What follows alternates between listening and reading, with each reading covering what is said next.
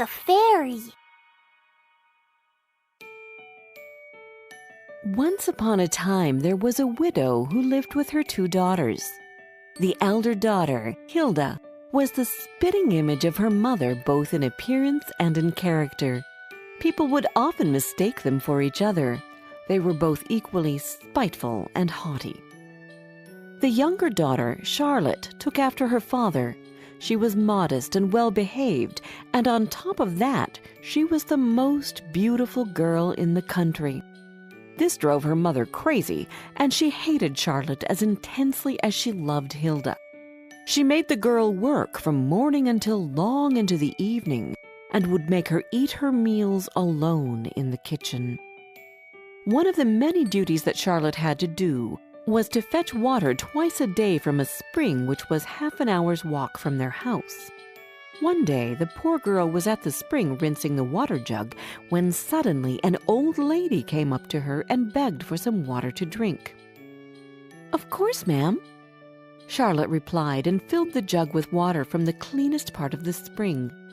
Then the girl lifted the jug for the old woman to help her drink more easily. Charlotte didn't know that she was talking to a fairy who had taken the form of an old woman. When she had quenched her thirst, the fairy godmother spoke. "I have never seen a girl like you.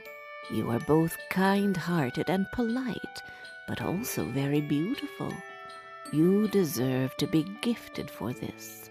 So from now on, every time you open your mouth to speak, a flower or a precious stone will fall out of your mouth."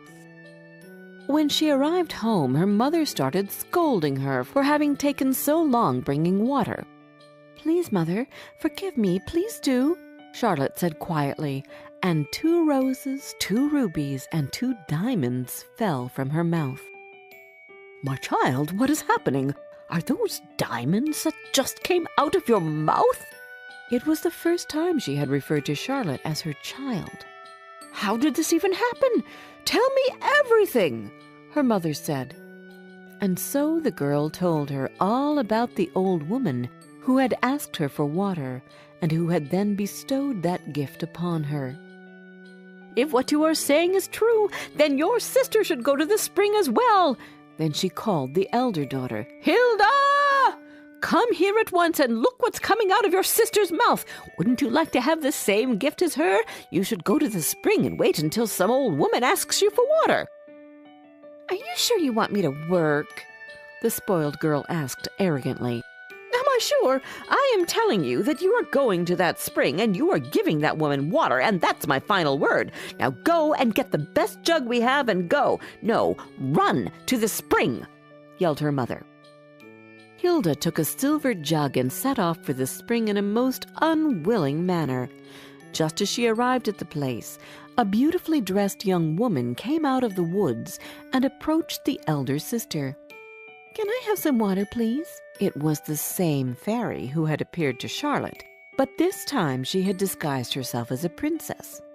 "Say what?" Hilda answered as rudely as she could. "Listen, madam, if you believe that I came all the way to this stupid spring so that your highness could drink, you are wrong.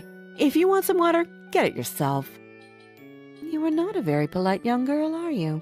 replied the fairy peacefully. "You don't deserve flowers and diamonds, but snakes and frogs to fall out of your mouth when you speak. So shall it be." The fairy cast her spell and went back into the woods. Hilda went home, and her mother started asking her questions. "Did you see the fairy? Did she cast the same spell on you as she did on your sister? Answer immediately." "No, she didn't," replied Hilda angrily, and 2 frogs and a snake fell out of her mouth. "What is that? This is your sister's fault. I will get her now, and she will get what she deserves."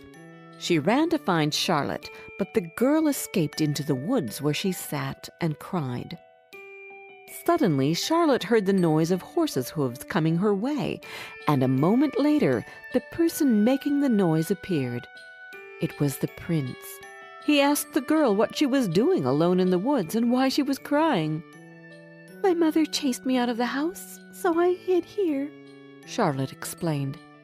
As the girl was speaking, sapphires, emeralds, rubies, diamonds, and a few flowers fell out of her mouth. The prince fell in love with her gentle voice, lovely face, and beautiful looks. He was amazed by her gift, and so he proposed to her. She agreed to become a princess, and everyone lived happily ever after. Everyone besides the elder daughter, who turned out to be so impossible to live with that her own mother drove her out of the house, and she wandered in the woods, spreading snakes and frogs wherever she went. So you see, although it can be troublesome at times to be kind and polite, it can also bring you good when you least expect it. And it can be worth more than all the diamonds in the world.